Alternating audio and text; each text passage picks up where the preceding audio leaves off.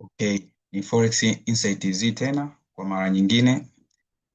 Tunaenda kwenye analysis nyingine pia ambayo imeegemea kwenye pair ya gold. So kwenye hii analysis the same way tutapita na top down analysis na tutafanya analysis as swing traders kuhusisha pia as day trader.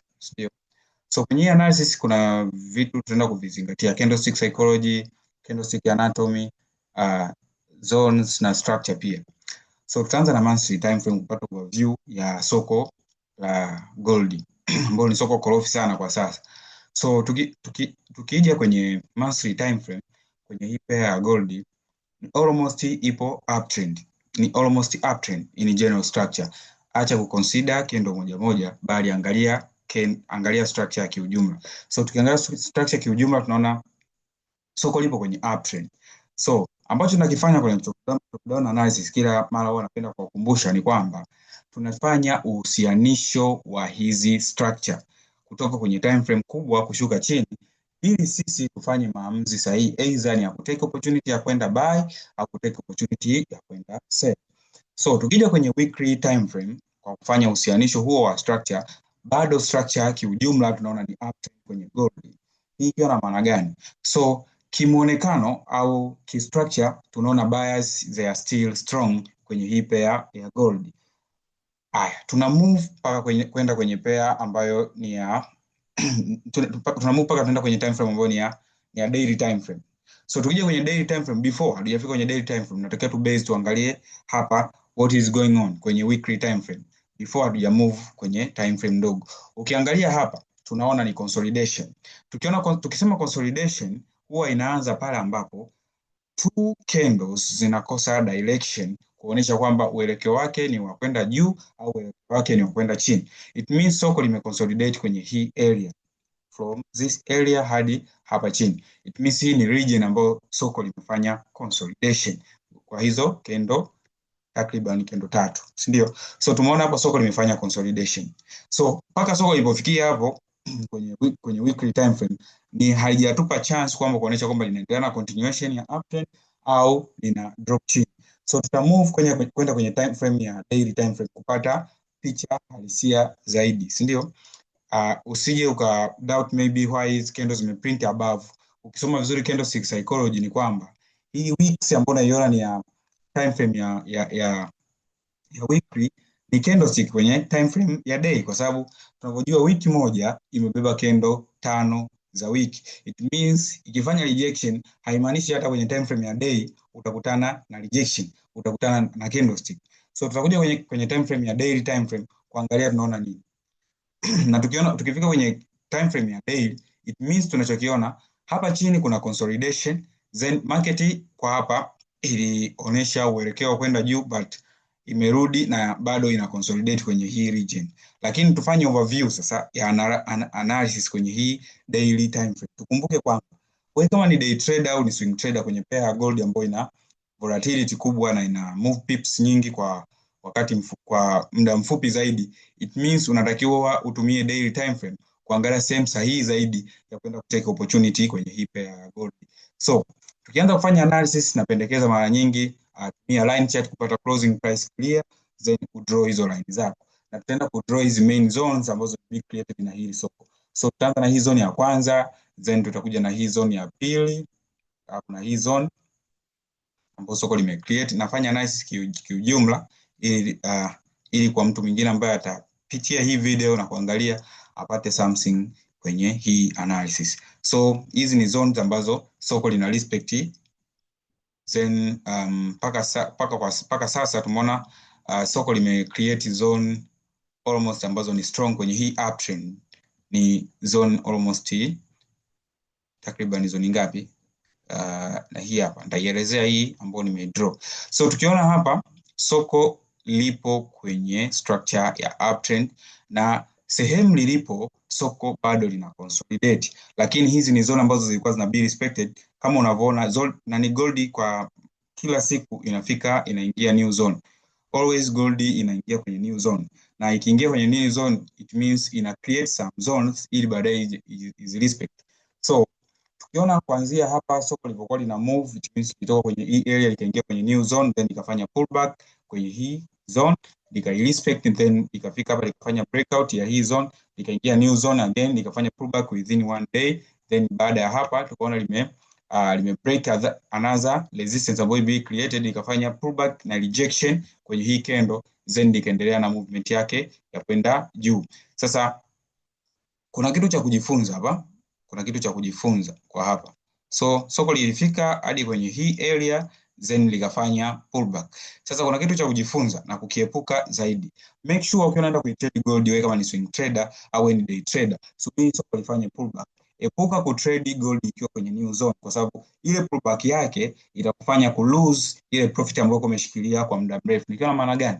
Ukiangalia kwenye hii area ambapo soko limejaliwa kufika mpaka sasa kwenye haya maeneo, ukiangalia gold ilipanda kwa day 1, 2, 3, 4, 5, 6, 7, 8, 9 almost. So siku 9 soko lilikuwa kwenye bullish movement.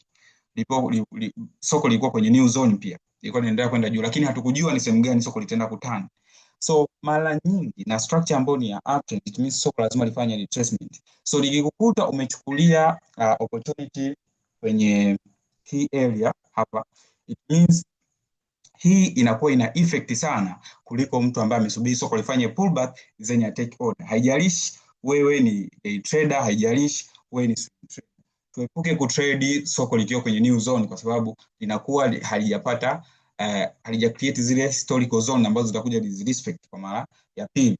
So kitu ambacho kinatokea hapa ni pale ambapo soko likifanya pullback, even if ulikuwa umehold pesa nyingi ukawa umetengeneza kwenye ile holding yako, zile pesa utakuja uzipoteze kwenye ile retracement, kwa sababu retracement ikiwa inafanyika, watu wengi huwa hatuamini kama market italitani kwenye ile zone.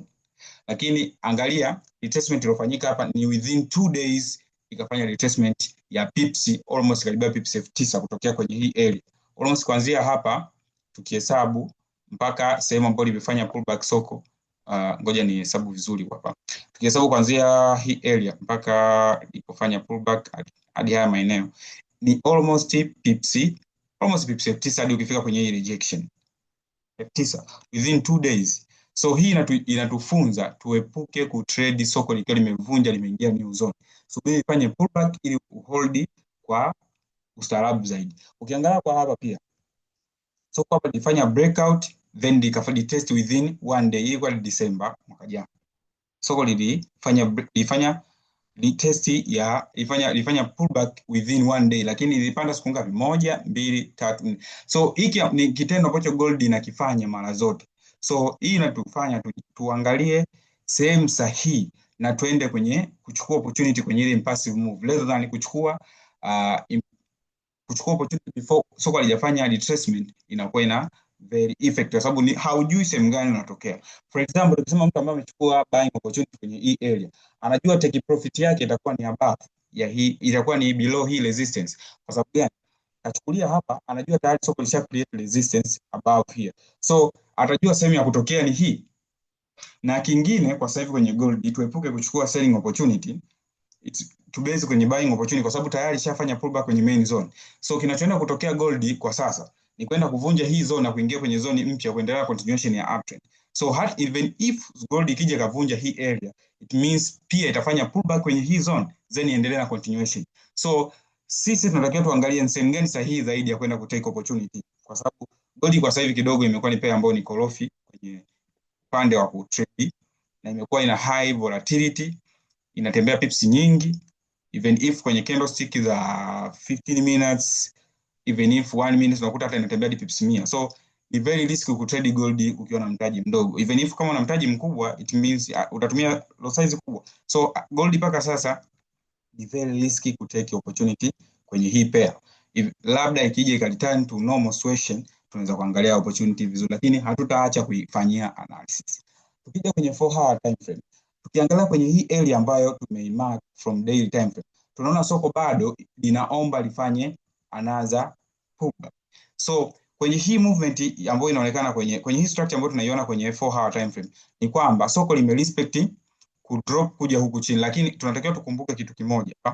kuna hii area ambayo soko ilifika hapa then ika drop. So ili tuone kwamba kuna continuation ya soko kwenda juu, hauruhusiwi kuingilia haya maeneo kwenda ku take buying opportunity. Na sasa hivi ni risk kwa sababu unaenda ku take continuation ya ile uptrend. So ikifanya retracement kidogo tu unakuwa uko out. So umakini unatakiwa uwepo kwenye kutake zile opportunity, na unatakiwa uchukue trade chache kwa siku, even if trade yako ya kwanza iligusa stop loss, unatakiwa stay away kwa sababu ni very risky ku trade gold kwa sasa. So the best way ambayo na recommend na tuisubiri, maybe tukiona soko limereturn kwenye hii zone likifanikiwa, then tutaangalia opportunity ya kubuy, au likibreak hapa vizuri then ifanye pullback kwenye hii area, tutaangalia opportunity ya kubuy hadi kwenye haya maeneo. Lakini ku trade kwenye hii zone ambayo ipo sasa hivi ni very risky sana. So gold mpaka hapo tulipofika, it means tunachosubiri ni either ifanye breakout kwenye hii zone hapa above, then ifanye retest, au return kwenye hii support area ili to take opportunity ya kubuy. Usije ukateki opportunity ya kusell kwa sababu utakuwa opposite na trend, na ukumbuke soko lishafanya pullback kwenye main zone, so itakuwa ina effect sana kwa upande wako. So tunachokitegemea Jumatatu ni soko lifike kwenye hii zone then di drop, au lifike kwenye hii zone then di break, lifanye di test kwenye time frame ndogo, na tuangalie option ya kunyanyuka nalo kwenda nalo juu in case kama litarudi kwenye normal condition. So hii ilikuwa ni analysis kwenye gold. Keep watching Forex Insight TZ kwa tips nyingi zaidi. Kama utakuwa una swali au una pair ambayo utapendekeza nifanyie analysis, make sure una comment kwenye comment section pale, una taja pair ambayo unataka nifanyie analysis. Kingine Jumatatu nipo live, so tutaenda pamoja. Keep watching Forex Insight TZ kwa tips nyingi zaidi. So gold mpaka sasa no trade, even if tunaenda kubuy, lakini kwenye hii area ambayo gold ipo ni very risky kwenda kuteki buying opportunity. Kuna kitu kingine hapa cha kuwakumbusha. Ukiangalia kwenye hii area ambayo tunaona ni area ambayo why gold respect hapa. Ukiangalia kwenye hii area hapa, kuanzia haya mazingira hapa nyuma, ngoja nichukue hiki hapa. Kwenye haya mazingira hapa tunaona kwamba kulikuwa kuna consolidation kwenye hii area. That's why soko lilipofika kwenye hii area li respect ku drop, kwa sababu kulikuwa kuna consolidation kwenye area. That's why lilipofika hapa li respect ku drop. So tusubiri breakout ya hii area. Let's say ni ku trade kwenye hii gap ambayo ni sema ambayo si sahihi sana ku take order. Ni very risky ku trade kwenye hii area, utagusa stop loss sana. So it's better subiri ifanye breakout kwenye hii area, ifanye retest, then tutanyanyuka na hii movement paka kwenye hii area ambayo ni main zone ya day. So ni kama hivyo. So tukutane Jumatatu kwa kuangalia opportunity kwenye pair nyingi zaidi. So ni kama hivyo jamani, tukutane Jumatatu kuangalia opportunity kwenye pair zingine zaidi. Have a nice weekend guys.